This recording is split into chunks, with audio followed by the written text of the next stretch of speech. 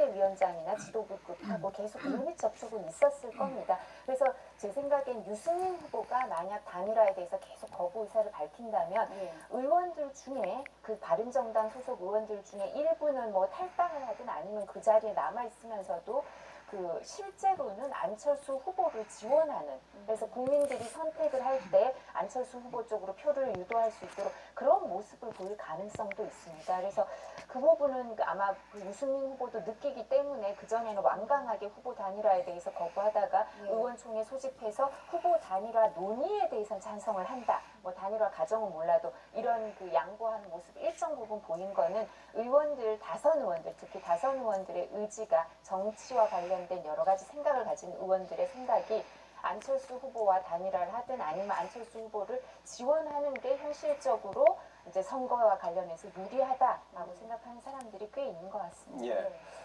자, 지금 뭐 대선이 중반전으로 접어들면서 단일화 얘기도 이제 지금 뭐 조금씩 나오고 있고요. 지금 뭐 양강 구도에서 문재인 후보 측 같은 경우에는 판세가 좀 바뀌고 있다 이런 얘기를 했어요. 2강 3약에서 이제 1강 1중 3약 구도로 판세가 변하고 있다. 상당히 승산이 좀 있는 쪽으로 이렇게 이제 분석을 하면서도 한편으로 이런 이제 단일화 움직임에 대해서 촉각을 곤두세우고 있고, 또 최근에 불거진 이제 송민준 장관 후보로 그 후폭풍이 이제 지지율에 어떤 영향을 미칠지를 지켜보고 있는 그런 상황 아니겠습니까? 지금 최근에 여론조사들의 추세를 보면요, 뭐 차이는 조금씩 납니다만 오차범위 밖에서 문재인 후보와 안철수 후보의 차이가 벌어진 게 많이 나왔어요. 그러다 보니까 지금 2강 3약의 구도에서 1강 2중 얘기 나오는 거거든요.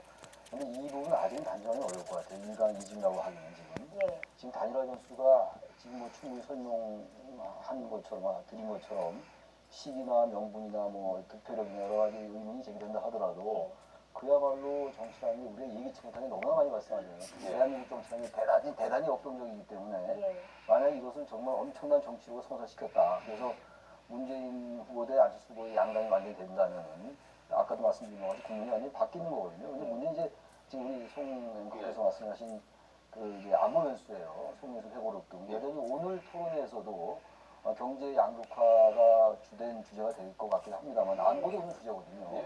그래서 안보에 있어서 역시 송민수 회고록에 관련된 이 이른바 사실관계 진위 공방은 빠지지 않을 것 같아요. 단지 이것이 유권자들이 보기에 현재 한국의 안보 지형이라든지 미래의 안보 담론을 얘기하는 것이 아니라 과거의 어떤 이념적인 틀을 자꾸만 얘기하기 때문에 오히려 그것을 계속 제기하는 쪽에서 사실 문재인 후보가 주장한 게 맞는지 송민순 전 장관이 주장한 게 맞는지 잘 몰라요. 그건 진위를 밝혀봐야지 합니다, 정말. 그렇기 때문에 유권자들은 피곤감을 느낄 수가 있어요. 이미 지난 일이고. 주정 논란도 사실 굉장히 피곤했던 거 아니겠어요? 북한이 당연히 저는 주정이냐 정이냐 따지는 게 유권자들 어떻게 받겠냐 이런 것들이에요. 바로 그래서 이 네거티브까지는 아니라 하더라도요.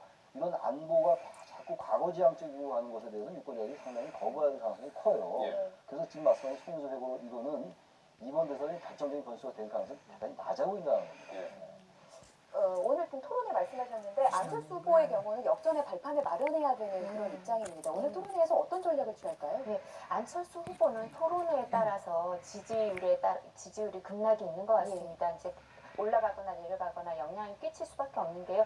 안철수 후보의 지지 세력은 아주 이렇게 콘크리트 지지층이라고 할 수 있을 만큼 강고한 지지층도 있지만 실제 그거는 이렇게 뭐 일정 부분이고 상당 부분은 또 이렇게 그 보수나 중도 유권자들 중에서 이렇게 선택을 유보하는 유권자들이 많거든요. 그러니까 그분들은 그 토론회를 보고 평가를 하면서 이제 안철수 후보를 선택할지 아니면 다른 후보를 선택할지 어쩌면 또 이제 투표 자체를 포기하고 싶은 분들도 생길 수가 있을 겁니다. 그래서 그렇기 때문에 안철수 후보는 이제 이전의 토론회에서 보였던 이제 안정적인 불안정한 모습이라든가 아니면 안보와 관련돼서 좀 더 명확한 입장을 보인다든가 그다음에 아니면 리더십을 더 보인다든가 이런 여러 가지 과제를 안고 있는 사람이 안철수 후보일 수밖에 없고요. 오히려 문재인 후보 지지층은 토론회의 영향을 크게 안 받는 것 같습니다. 그래서 안철수 후보가 이제 남은 토론회에 있어서 이렇게 그 혜택을 얻을 수도 있고 아니면 정말 그 토론회로 인해서 더 지지율이 떨어질 수도 있는 그 토론회가 중요한 후보일 수밖에 없는 것 같습니다. 심상정 후보는 지난 두 차례 토론을 통해서 한 번은 뭐 편든다고 좀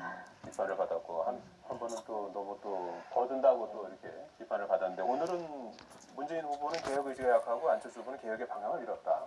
둘 다 이제 비판을 했는데 오늘 TV 토론에서는 어떤 자세를 취할 것 같습니다. 전 심상정 후보는 일관되게 자기의 얘기 원탁 토론도 이렇게 좀 좋을 것 같아요. 서로 표정 보면서. 이선아 기자가 보도합니다. 이건 기획될 것으로 보이지만 훈련이 끝난 다음 달이 김장 국면의 최대 분수령이 될 전망입니다. 강정규 기자입니다. 북한은 지난 15일 김일성 생일기념 열병식에서 대륙간 탄도미사일로 추정되는 신형 무기를 내놨습니다. 시험 발사를 하지 않아 성능은 입증되지 않았지만 미국 본토를 공격할 수 있다는 북한의 주장입니다.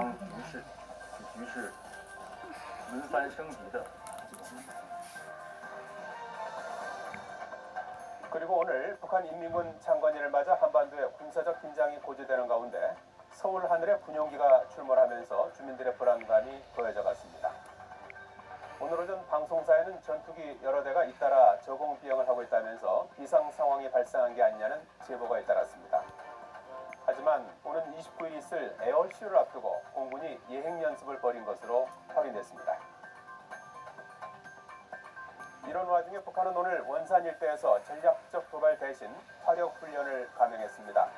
북한군은 김정은 노동당 위원장의 참관 아래 장사정포 등을 대거 투입해서 훈련한 것으로 알려졌습니다. 화력 시범을 하고 있습니다. 거기에 대한 맞대응 성격도 있고 또 이 훈련, 다시 말하면 중요한 계기를 북한이 그냥 넘어갈 수 없다고 하는 차원에서 이런 형태, 다시 말하면 좀 수준을 낮춘 절제된 그런 형태의 지금 행동을 보이고 있는 것이 아닌가 일단 추정을 해볼 수 있습니다. 한 대만 톡톡 북한이 치면 화력 되는 훈련 거. 외에 대형 도발에 나설 수 있다는 우려 속에 우리 군은 촉각을 곤두세우고 있습니다. 군당국은 핵실험 등에 대응하는 고강도 대비 태세를 계속 유지한다는 방침입니다. 북한의 도발을 차단하기 위한 주변국들의 전방위적 압박도 시작됐습니다. 먼저 미국은 핵 추진 항공모함 칼빈슨함을 동해로 보낸 가운데 오늘 부산항에는 세계 최대 규모의 핵 추진 잠수함 미시간호를 입항시켰습니다. 미시간함은 최대 사거리 1600km의 토마호크 미사일 154발을 탑재하고 있으며 수중 작전을 포함한 다목적 임무를 수행할 수 있습니다. 핵실험 시 치명상을 입을 것이라면서 관영 매체를 총동원해 북한에 경고하고 있는 중국.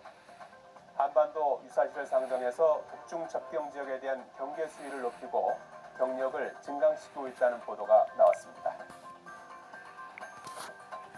북한의 도발을 막기 위한 외교 공조도 시작됐습니다. 북한의 인민군 창건일인 오늘 한미일 3군 일본 도쿄에서 육자회담 수석대표 회동을 가졌습니다.